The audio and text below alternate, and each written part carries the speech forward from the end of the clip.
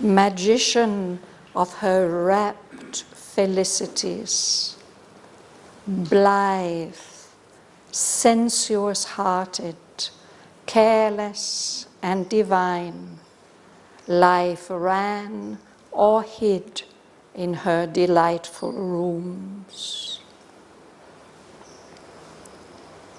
Behind all brooded nature's grandiose calm.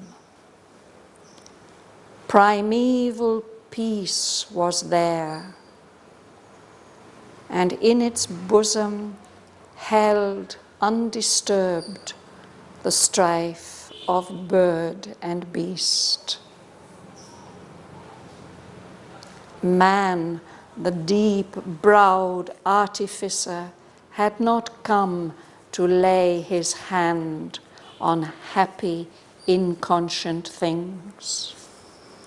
Thought was not there, nor the measurer, strong-eyed toil.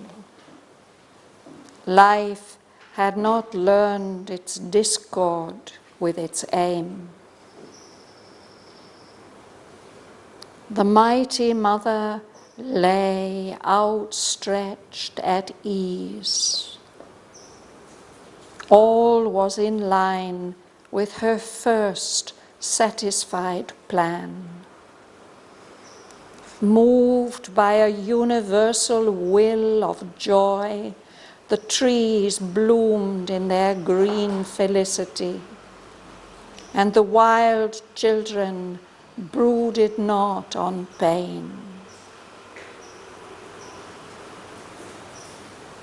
At the end reclined a stern and giant tract of tangled depths and solemn questioning hills, peaks like a bare austerity of the soul, armored, remote, and desolately grand, like the thought-screened infinities that lie behind the rapt smile of the Almighty's dance. A matted forest head invaded heaven, as if a blue-throated ascetic peered from the stone fastness of his mountain cell, regarding the brief gladness of the days, his vast extended spirit couched behind.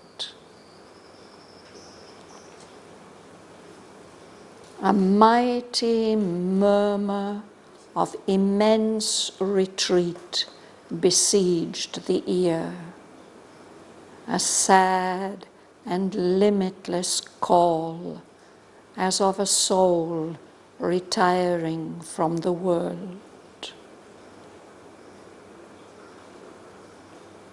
This was the scene which the ambiguous mother had chosen for her brief, felicitous hour.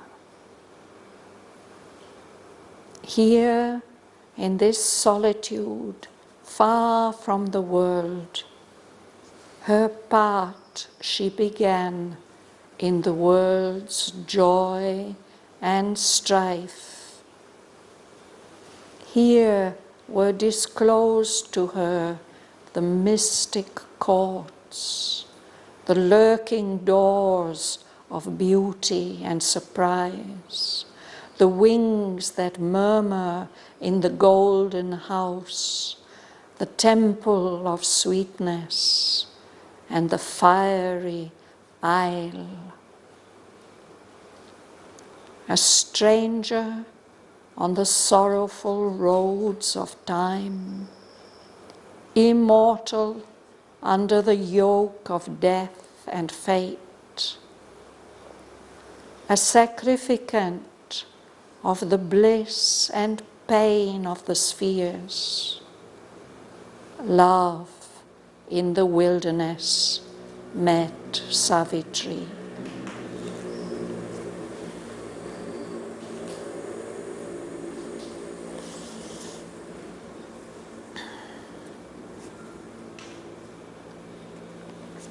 You want to start? Suresh, you'll begin, yeah? Magician of care, her felicities. Blithe, sensuous, sheltered, careless, and divine.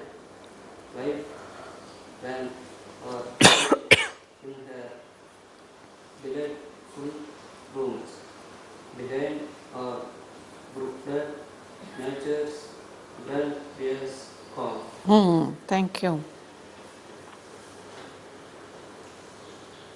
So this magician, this person who can do magic, this is life.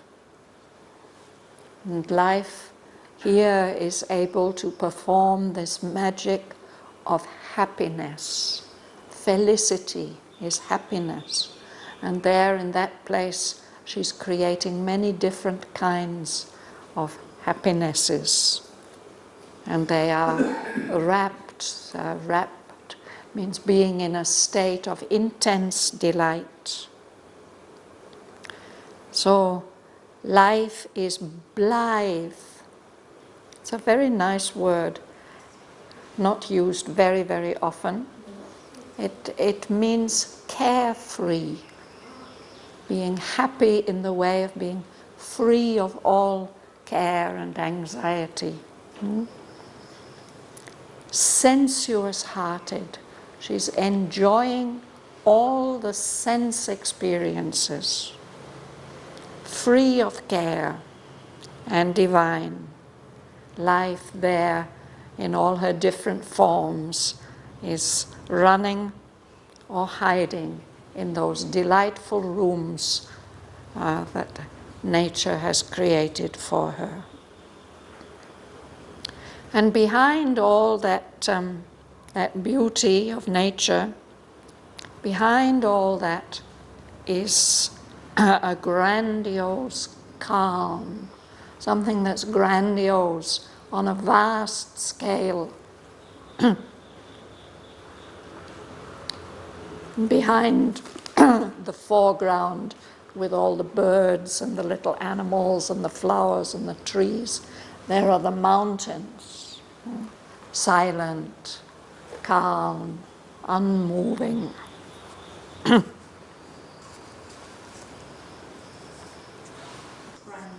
peace was there, and in its bosom held undisturbed the strife of word and peace. Primeval, it's the original peace, that peace that's there in nature. It's holding, it is not disturbed despite the little strife that's going on. The birds may quarrel and the beast may kill their prey, but still that peace contains everything. It's not disturbed by those little strifes. Patricia? Man, the deep-browed artificer, had not come to lay his hand on happy, inconscient things. Thought was not there, nor the measurer, strong-ironed toil. Life had not learned its discord with its aim. So this is a place that is still held by nature. Human beings haven't come there to dominate that area. So Sri Aurobindo describes the race of man as the deep-browed artificer. We talk about somebody having a high brow, somebody who thinks a lot. You know? Here he says deep-browed, as if concentrating, an artificer, a person who makes things.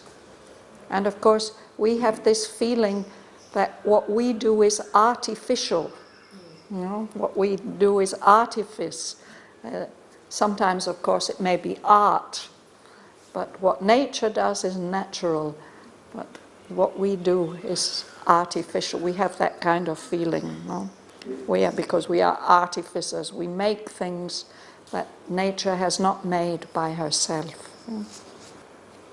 Life had not learned its discord with its aim. The life that we know is full of discords and clashes, no? But that's a characteristic perhaps more of human life. There in the world of nature, there is still a natural harmony. Sergei? The mighty mother lay outstretched at her knees. All was in line with her first satisfied plan, moved by a universal will of joy. The trees bloomed in their green felicity, and the wild children brooded no complaint. So the mighty mother, the creative force, no? There she's lying at ease, enjoying. Everything is in line with her first satisfied plan. This plan of earth, full of life, in harmony. That first plan has been satisfied before the coming of man. So there the trees are expressing, putting out their flowers and their leaves, moved by a universal will of joy. Behind everything there is that will of delight, and it gets expressed so beautifully in the plants. And there are the wild children, all the birds and animals, but Sri Aurobindo says they have pain-forgetting minds. It's not that they never experience pain, but the pain passes and they forget it. They don't brood on it the way that we human beings tend to brood on our sufferings. Emily, will you read? At the end recline the stern and giant tract of tangled depths and solemn questioning hills, peaks like a bare austerity of the soul, armoured, remote, and desolately grand, like the thought-screened infinities that lie behind the rapt smile of the Almighty's dance. So at the end, she must be at the entrance to a valley, no? And at the end of that valley, there's lying this stern and giant tract that's not full of blossoming trees and flowers.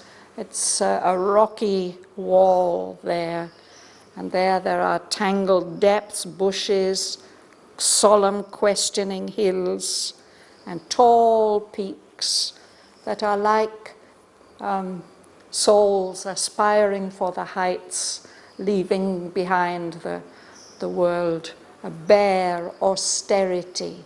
Austerity, it's when you strip yourself of everything to make yourself pure. And because these are hills, this is the Himalayas, no? They are armored, they are so strong, and they are remote, and they're far away, and they are grand. They're on a grand scale, but desolately grand. The higher levels, there's nothing growing, no? So he says those hills there, he compares them with thought-screened infinities that lie behind the rapt smile of the Almighty's dance. Here in South India, we are familiar with these beautiful images of Lord Shiva as the creator and the destroyer of the world, dancing in a ring of fire, no? Nataraja. And he has that rapt smile on his face. But behind that image, Sri Aurobindo says, there are infinities, the infinities of the divine consciousness that are screened from us by thought. So those hills are something like that. Here in the front is the smile of nature, and behind are those bare infinities, austere and grand. Mahalingam. The matter forest invaded heaven, as if the blue-throated ascetic peered from the stone fastness of the mountains regarding the brief gladness of the days. His vast extended street close behind. Shiva. It's a wonderful image. It also recalls Shiva, no? Yes. Yes, so he's comparing this landscape with the forest and the mountain. It's like Shiva with his hair, his matted hair, catching the downpouring of the river Ganga descending from heaven. No? Shiva, we know it's Shiva because the blue throat, that is the characteristic of Shiva, who has swallowed all the poison of the world and held it to save us. Nilkant is his name, yes. So it's as if Shiva himself is there, no? Looking out from this mountain cave. A fastness is a safe place, a place where nobody can reach him. And he's looking out on the brief gladness, the passing happiness of the days. And his vast, extended spirit is stretched behind in the form of the great mountain range of the Himalayas. This fastness means force also. Yes, a fastness. It's a strong, protected place. Can't be reached easily. Joel? A mighty murmur of immense retreat besieged the ear, sad and limitless, call as of a soul retiring from the world. So there's that sound, the sound of the forest, a mighty murmur fading away in the distance, of immense retreat. Sri Aurobindo says it's like that sad and limitless call. It's like a soul leaving the world, going away from it. That murmur, it besieged the ear. It is constantly pressing on the ear. We hear that sound of the forest. Gumsun? This was the scene in which the ambiguous mother had chosen for her brief facilities hour. Here in this solitude far from the world, her path she began in the world's joy and strife. So this is the destined meeting place. This was the scene which the ambiguous mother, Mother Nature, we never know what she intends, no? Has chosen this scene for her brief felicitous hour. I think here this her refers to Savitri. And also in the last line of the sentence. So it's here, in this solitude, in this lonely place, far from the world. Her part she began. Savitri began her part in the world drama, in all the conflict and strife and struggle and the joy of the world.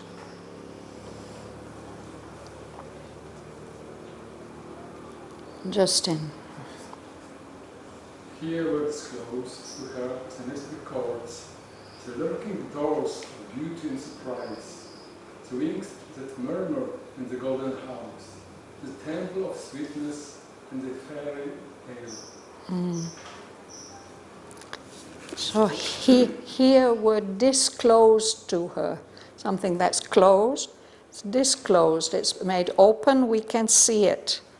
So here she discovers, revealed to her, mystic courts, entrance places, no? Hidden doors of beauty and surprise, wings that murmur, that make their sound in the golden house. This golden house, he says, is the temple of sweetness. So this is the house of love. And it has a fiery aisle. The aisle is the passage in the center of a church. And it's the aisle where the bride walks down to meet the bridegroom. And when he says fiery, it suggests all the intensity of passion, passionate delight and passionate suffering that love can bring.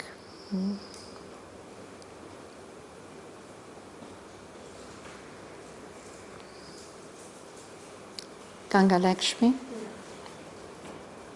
A stranger on the sorrowful roads of time, immortal under the yoke of death and fate, a sacrificant of the bliss and pain of the spirit, love in the wilderness meet Savitri. Wilderness, in this wild place, no? A wilderness.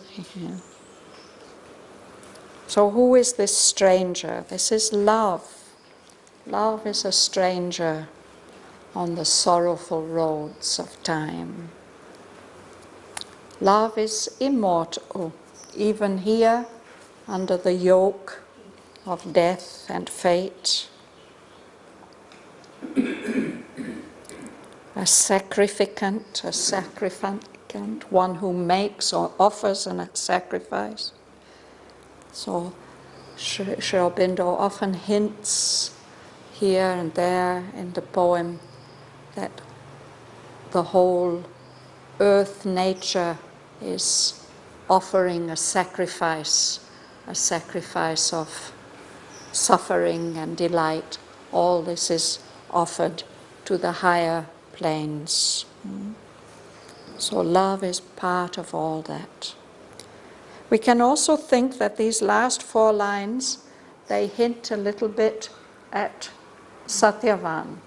If we think back to the author's note, that Satyavan is the soul, no? In the grip of ignorance and death, under the yoke, and Savitri has come to save him. No? So here this love is immortal like the soul under the yoke of death and fate. And of course Satyavan will be a stranger to Savitri at first when they meet. So love in the wilderness meets Savitri in the form of Satyavan.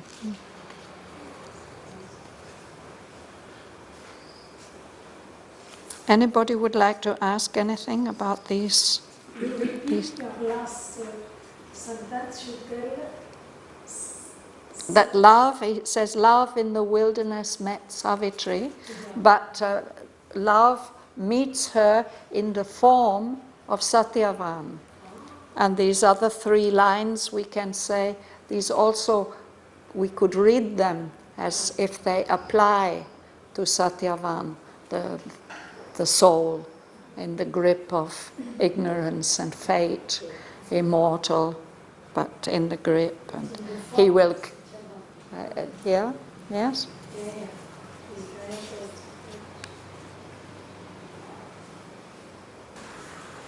Oh, now he takes us back to Canto 2, or the end of Canto 1 of the whole poem.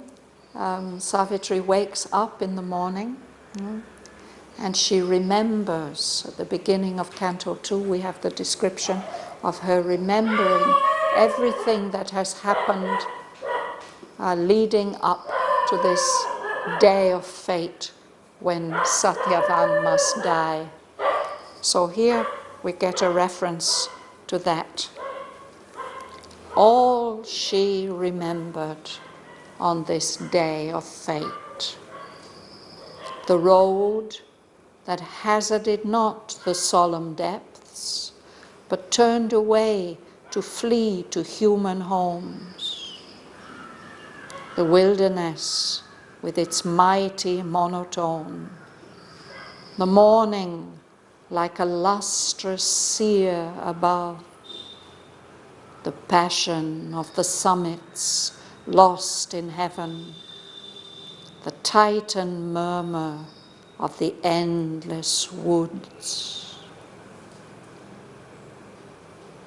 As if a wicket gate to joy were there, ringed in with voiceless hint and magic sign, upon the margin of an unknown world, reclined the curve of a sun-held recess. Groves with strange flowers, like eyes of gazing nymphs, peered from their secrecy into open space. Boughs whispering to a constancy of light, sheltered a dim and screened felicity, and slowly a supine, inconstant breeze ran like a fleeting sigh of happiness over slumberous grasses pranked with green and gold. Hidden in the forest's bosom of loneliness, amid the leaves the inmate voices called, sweet like desires enamored and unseen, cry answering to low, insistent cry. Behind slept emerald, dumb remotenesses, horned of a nature passionate, veiled, denied to all but her own vision, lost and wild. Earth, in this beautiful refuge, free from cares, murmured to the soul a song of strength and peace. Only one sign was there of a human tread. A single path shot thin and arrow-like into this bosom of vast and secret life, pierced its enormous dream of solitude. Here first she met on the uncertain earth the one for whom her heart had come so far.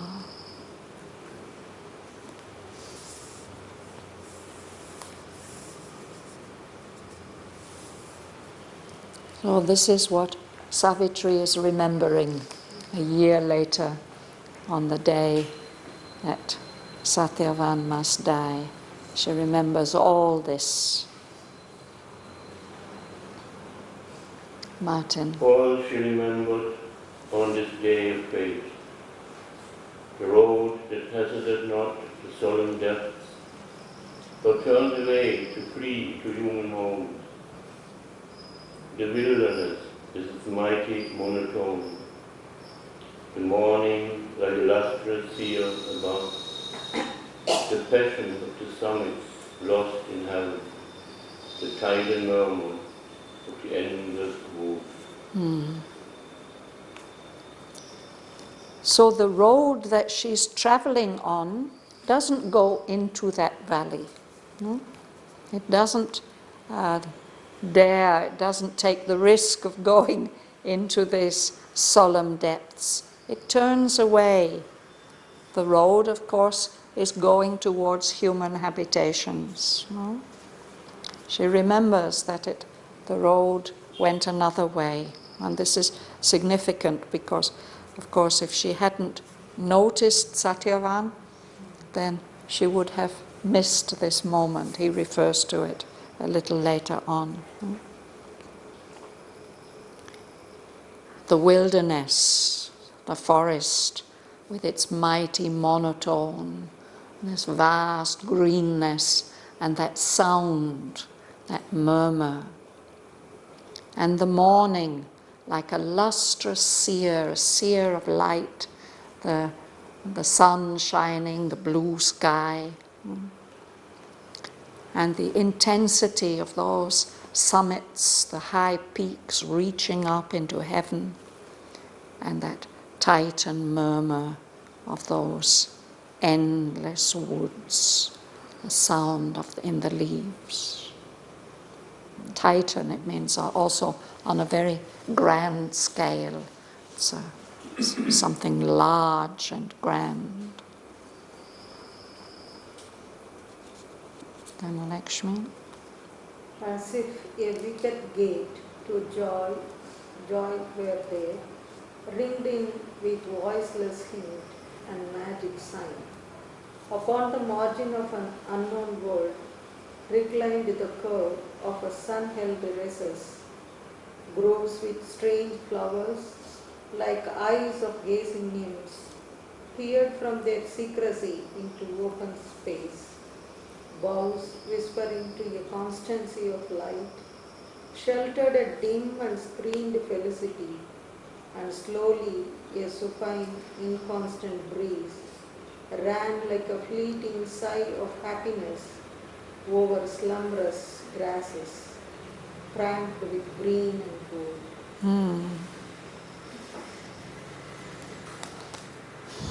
So what a beautiful picture. He says, as if a wicket gate to joy were there. A wicket gate is a little gate made of twigs, branches. And I think there's one other place, perhaps in the poem, where he mentions this wicket gate. I'm not sure, but I think it's an allusion to the book The Pilgrim's Progress, where the pilgrim enters on his quest through a little narrow wicket gate. It's not a grand entrance, it's a small, unobtrusive way that he can enter on the path to heaven. So in that little gate there is, it's as if there are hints and signs surrounding it to give her the hint, to take notice. It's ringed in with voiceless hint. There are hints, they are not saying anything, but they are there, these magic signs. So that one of those signs is that on the margin, on the edge of that unknown world, there's the curve, a beautiful curve of a sun-held recess. Something is going away from the road into the wilderness, but it's open. The sun is shining on it as if there's a spotlight saying, look here. And there are groves, there are little sheltered spaces with strange flowers, like eyes of gazing nymphs. Nymphs are the forest spirits, no? And they are looking out, peering from their secrecy in the forest. They're looking out into that open space. And there are the branches, the boughs of the trees. They are whispering to this area where there's a constancy of light. Under the boughs there will be shade, but the boughs are leaning out into the light. And at the same time, they are sheltering, hiding a dim and screened felicity. They are hinting that if you enter here, you will find happiness. And there's a little breeze, a slow breeze, inconstant. It's coming and going, and it's supine. It's running along the ground. He says it's running, it's also hinting at happiness. It's like a fleeting sigh of happiness. Yes, that's what it means. It's not high in the air, this breeze. It's near to the ground, supine. Over these grasses seem to be sleeping. They're slumberous. And they're very beautiful because they're decorated with the gold of the sun and the green, pranked, ornamented with green and gold. So she remembers all that in detail.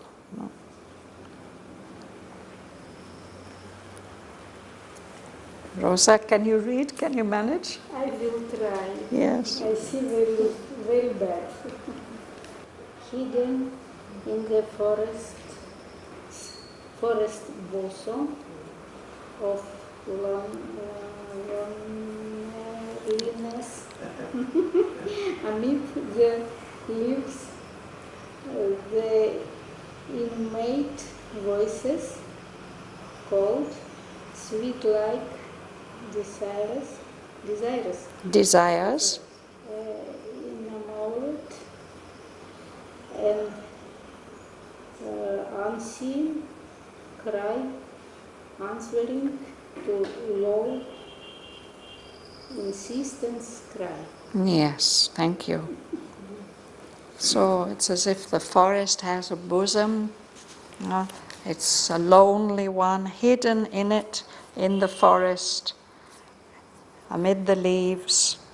The beings who live there, the creatures who live there. An inmate is somebody who lives. These are inmates of the forest. We can hear their voices calling, mainly birds probably, their sweet voices, and their voices are expressing love, like desires, enamored. Enamored means in love, and unseen. And one cries and another answers. Cry answering to low, insistent cry. So the cries are repeated. We hear the doves or those coils. Their cries are also insistent. So behind all that, these emerald, dumb remotenesses, the distances, as if they're asleep.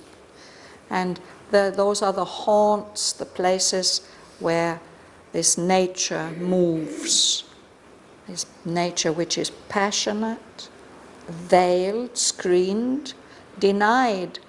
Nobody can go there and see it except herself, her own vision, lost and wild. Nature is at home there. Earth, in this beautiful refuge, it's a place which is a refuge from all the strife of human life. It's free from cares. It's murmuring to the soul a song of strength and peace.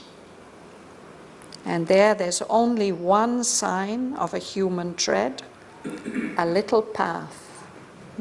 It's going thin path, like an arrow pointing into the forest, into the bosom, into the heart of this vast and secret life, piercing its enormous dream of solitude.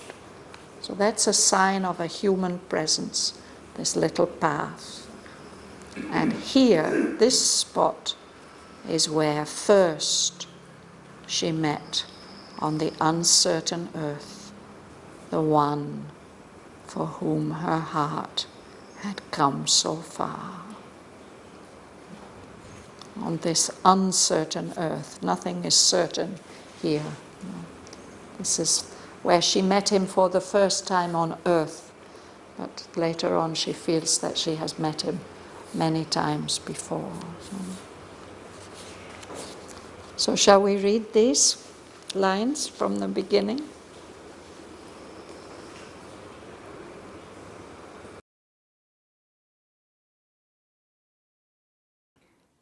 Magician of her rapt felicities, blithe, sensuous-hearted, careless and divine, life ran or hid in her delightful rooms. Behind all brooded nature's grandiose calm. Primeval peace was there, and in its bosom held undisturbed the strife of bird and beast. Man, the deep-browed artificer, had not come to lay his hand on happy, inconscient things. Thought was not there, nor the measurer, strong-eyed toil. Life had not learned its discord with its aim. The mighty mother lay outstretched at ease. All was in line with her first satisfied plan. Moved by a universal will of joy, the trees bloomed in their green felicity, and the wild children brooded not on pain. At the end reclined a stern and giant tract of tangled depths and solemn questioning hills, peaks like a bare austerity of the soul, armored, remote, and desolately grand, like the thought-screened infinities that lie behind the rapt smile of the Almighty's dance. A matted forest head invaded heaven, as if a blue-throated ascetic peered from the stone fastness of his mountain cell, regarding the brief gladness of the days, his vast extended spirit couched behind. A mighty murmur of immense retreat besieged the ear, a sad and limitless call as of a soul retiring from the world. This was the scene which the ambiguous mother had chosen for her brief felicitous hour. Here in this solitude, far from the world, her part she began in the world's joy and strife. Here were disclosed to her the mystic courts, the lurking doors of beauty and surprise, the wings that murmur in the golden house, the temple of sweetness and the fiery isle. A stranger on the sorrowful roads of time, immortal under the yoke of death and fate, a sacrificant of the bliss and pain of the spheres, love in the wilderness met Savitri.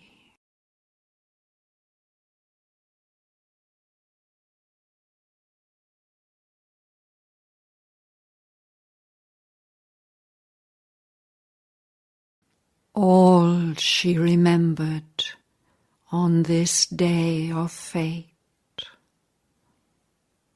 the road that hazarded not the solemn depths, but turned away to flee to human homes, the wilderness with its mighty monotone, the morning like a lustrous seer above, the passion of the summits lost in heaven, the Titan murmur of the endless woods.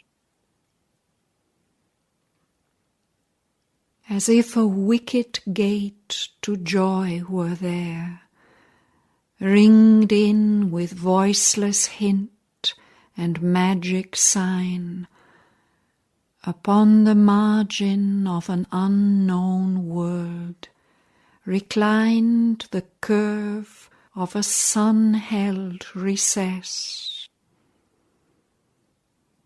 Groves with strange flowers like eyes of gazing nymphs peered from their secrecy into open space. Boughs whispering to a constancy of light sheltered a dim and screened felicity, and slowly a supine, inconstant breeze ran like a fleeting sigh of happiness over slumbrous grasses pranked with green and gold.